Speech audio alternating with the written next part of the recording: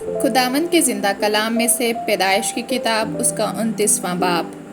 और याकूब आगे चलकर मशरकी लोगों के मुल्क में पहुंचा, और उसने देखा कि मैदान में एक कुआं है, और कुएं के नज़दीक भेड़ बकरियों के 3 रेवड़ बैठे हैं, क्योंकि चरवाहे इसी कुएं से रेवड़ों को पानी पिलाते थे। और कुएं के मुंह पर एक पत्थर धरा रहता था, और जब सब रेवड़ वहां इकट्ठे होते थे तब वो उस पत्थर को कुएं के मुंह पर से ढलकाते और भेड़ों को पानी पिलाकर उस पत्थर को फिर उसी जगह कुएं के मुंह पर रख देते थे। तब याकूब ने उनसे कहा, ऐ मेरे भाइयों, तुम कहाँ के हो? उन्होंने कहा, हम हारान के हैं। फिर उसने पूछा कि तुम नहोर के बेटे लाबिन से वाकिफ हो? उन्होंने कहा, हम वाकिफ हैं। उसने पूछा, क्या वो खैरियत से है? उन्होंने कहा, खैरियत से है। और वो देख, उसकी बेटी राखिल भेड़ बकरियों के साथ चली आती है। और उसने कहा, देखो, अभी तो दिन बहुत है और चौपायों के जमा होने का वक्त नहीं। तुम भेड़ बकरियों को पानी पिलाकर फिर चराने को ले जाओ। उन्होंने कहा, हम ऐसा नहीं कर सकते। जब तक कि सब रेवड़ जमा ना हो जाएं, तब हम उस पत्थर को कुएं के मुंह पर से ढलकाते हैं और भेड़ बकरियों को पानी पिलाते हैं। वो उनसे बातें कर ही रहा था कि राखिल अपने बाप की भेड़ बकरियों के साथ आई, क्योंकि वो उनको चराया करती थी। जब याकूब ने अपने मामू लाबिन की बेटी राखिल को और अपने मामू लाबिन के रेवड़ को देखा, तो वह नज़दीक गया और पत्थर को कुएं के मुंह पर से ढलका कर अपने मामू लाबिन के रेवड़ को पानी पिलाया। और याकूब ने राखिल को चूमा और चिल्ला चिल्ला कर रोया। और याकूब ने राखिल से कहा कि मैं तेरे बाप का रिश्तेदार और रिबका का बेटा हूँ। तब उसने दौड़कर अपने बाप को खबर दी। लाबिन अपने भांजे की खबर पाते ही उससे मिलने को दौड़ा और उसको गले लगाया और चूमा और उसे अपने घर लाया। तब उसने लाबिन को अपना सारा हाल बताया।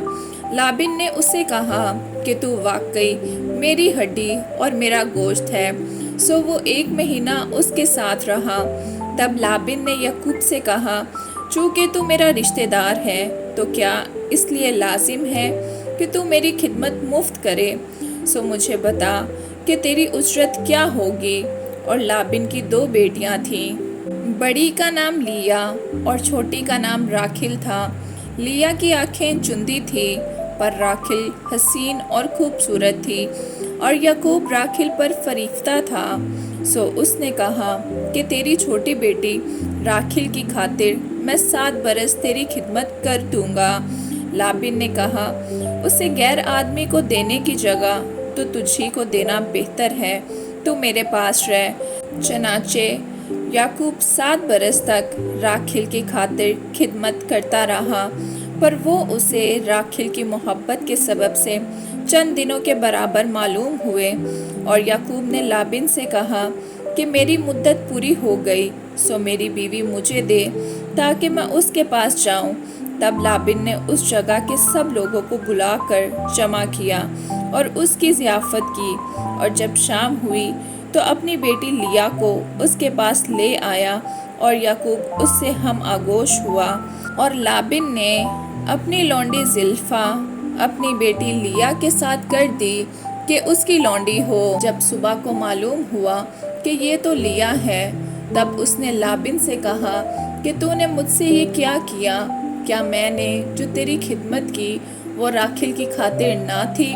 फिर तूने क्यों मुझे धोखा दिया? लाबिन ने कहा, हमारे मुल्क में ये दस्तूर नहीं कि पहलौठी से पहले छोटी को ब्याह दें। तू इसका हफ्ता पूरा कर दे, फिर हम दूसरी भी तुझे दे देंगे, जिसकी खातिर तुझे 7 बरस और मेरी खिदमत करनी होगी। याकूब ने ऐसा ही किया कि लिया का हफ्ता पूरा किया। तब लाबिन ने अपनी बेटी राखिल भी उसे ब्याह दी और अपनी लौंडी बिल्हा अपनी बेटी राखिल के साथ कर दी कि उसकी लौंडी हो। सो वो राखिल से भी हम आगोश हुआ, और वो लिया से ज़्यादा राखिल को चाहता था। और 7 बरस और साथ रहकर लाबिन की खिदमत की।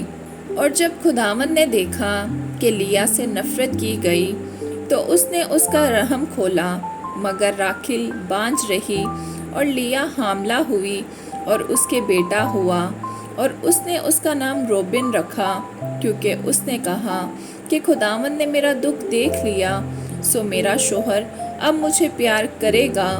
اور وہ پھر حاملہ ہوئی اور اس کے بیٹا ہوا۔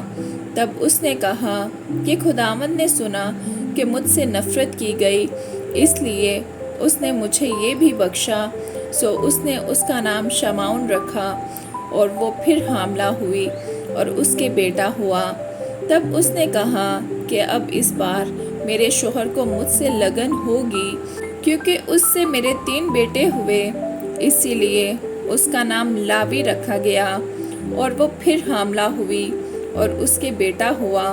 تب اس نے کہا کہ اب میں خداوند کی ستائش کروں گی، اسی لیے اس کا نام یہودا رکھا۔ پھر اس کی اولاد ہونے میں توقف ہوا۔ آمین۔